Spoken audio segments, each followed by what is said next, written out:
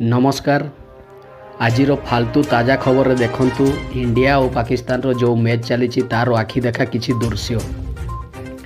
आज Pakistan India match थिला। Stadium रे प्रचुर परिमाण रे लोकंकर भिड़ लगी थिला।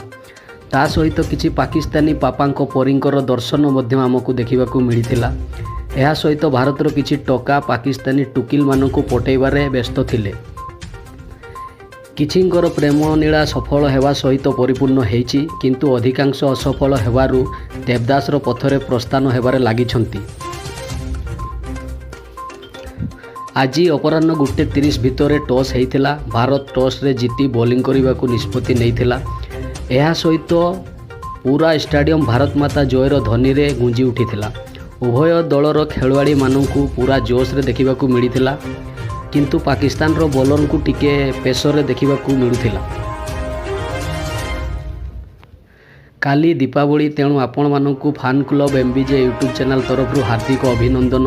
ता सहित भारतवासी फुलझड़ी पटका झटका मटका सबू रेडी रखिछंती। केवल अपेक्षा रही पाकिस्तान हारिबो आउ सेमाने आज पाखरु दीपावली आरंभ करिवे। जो भाई मानकर पाकिस्तानी झीओं सहित प्रेम सफल होईछि तांको पई करताली देवा सहित एठी खबर को शेष करूछु। जदि आपन को वीडियोटी भलो लागि थाए चैनल टी को सब्सक्राइब करिवा सहित लाइक शेयर करिवा को भूलिबे नहीं। मने रखतु आम चैनल रो ना हेउछि फैन क्लब एमबीजे। नकली प्रति सावधान, आमर कोनोसी आउ चैनल नहीं। यूट्यूब रे जाई फैन क्लब एमबीजे लेखि सर्च करंतु, चैनल टी मिली जिवो। वीडियोटी देखिथिबारु आपण मानकू अशेष अशेष धन्यवाद।